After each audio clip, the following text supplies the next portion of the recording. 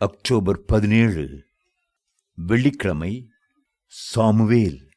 இந்த பிள்ளைக்காக விண்ணப்பம் பண்ணினேன்.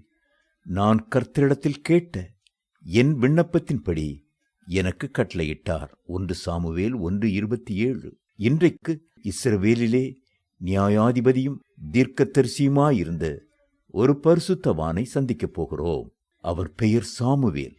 நீண்ட வருடமாக பிள்ளையில்லாமல் மலடியாயிருந்த அன்னாள் ஒரு குமாரனை பெற்று கர்த்தரிடத்தில் அவனை கேட்டேன் என்று அவனுக்கு சாமுவேல் என்று பெயரிட்டார்.